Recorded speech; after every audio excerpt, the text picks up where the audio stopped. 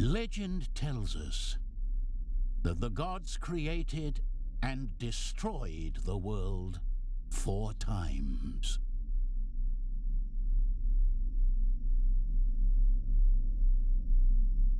A ray of light beamed down from the sky and struck the earth. From it flowed water, spilling out over the mountains and plains.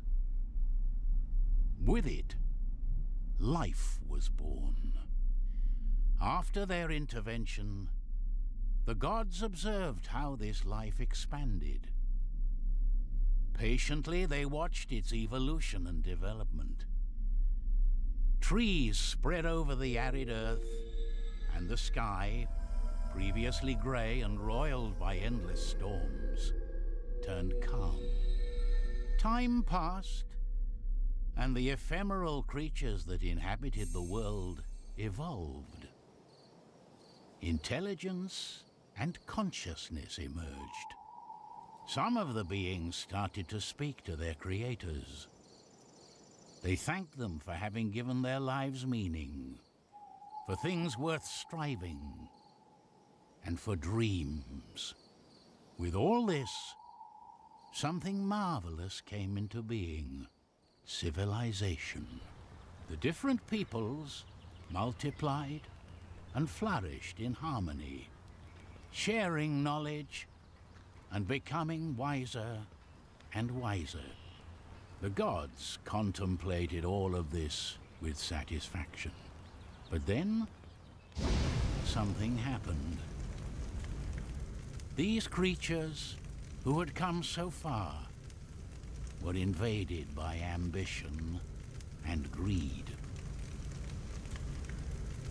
All the knowledge accumulated over centuries, all the advances, were now being used by some to dominate others. That's when the violence started. Wars broke out like a great storm, devastating everything in its path. Everything that these beings had achieved evaporated. The gods were furious. A great firestorm razed the earth and burned down its forests. The water that emanated from the mountains evaporated. The peoples were condemned, and all intelligent creatures vanished in the flames. Then the gods decided to try again.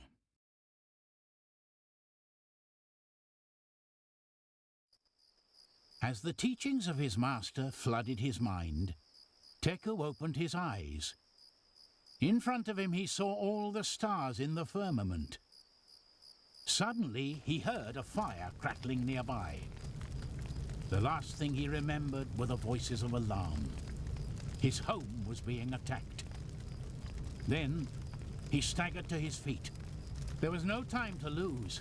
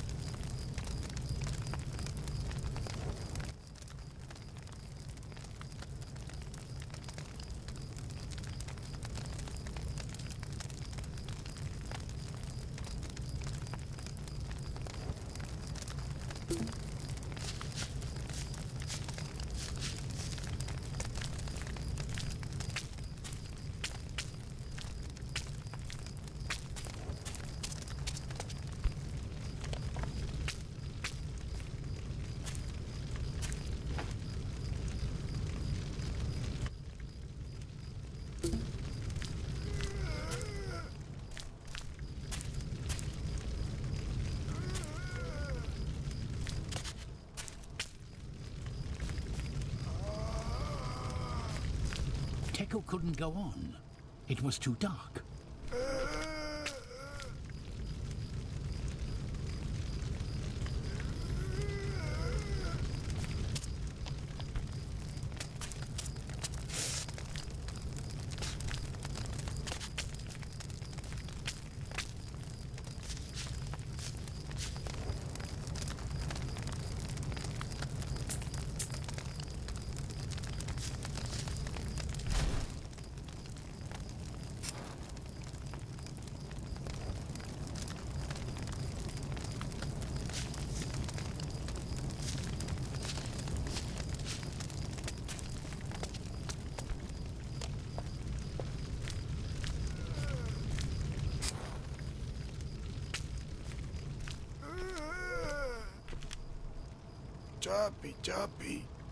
Oh no! That poor man told Teku what happened. The tribe of the Wakchu had attacked the village and captured prisoners. One of them was Yaka, the tribe's shaman. He had to do something. Kumungu shakapak.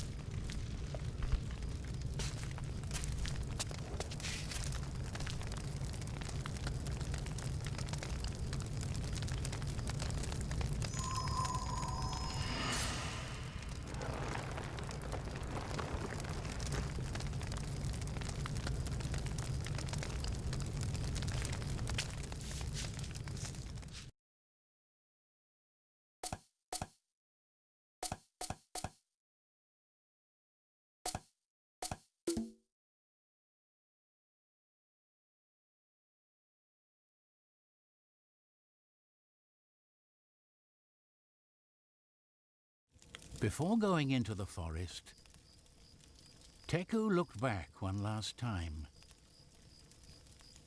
His village, once full of life, was now an immense flame that reared up against the darkness of the night sky. The few survivors left waved goodbye to Teku in a small gesture of hope. The tears streamed down their masks as they thought about all that had been lost. But there was no time to lose.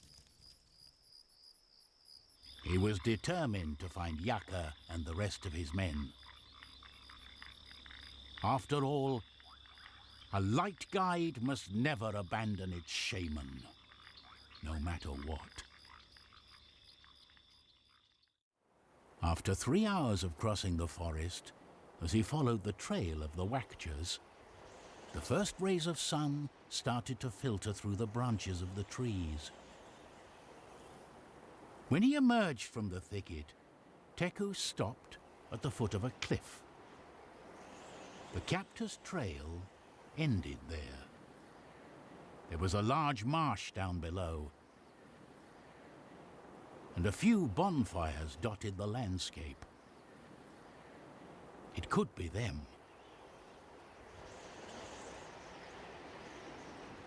Teku leaned out over the abyss, trying to figure out the best way of getting down, without realizing that the ground he was walking on was giving way under his weight. His adventure was about to begin.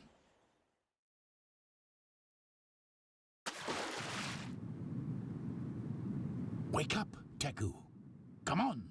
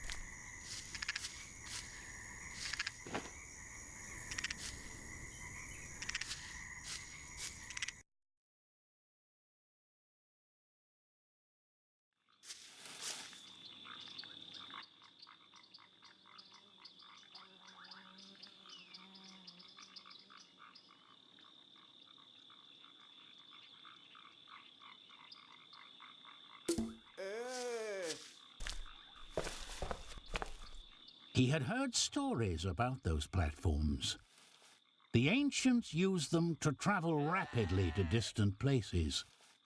But to use it, he needed his candle to be burning. Teku immediately recognized the man who was asking for help. It was one of the bodyguards of Yaka, his tribe's shaman. He had to help him, but how could he get to him?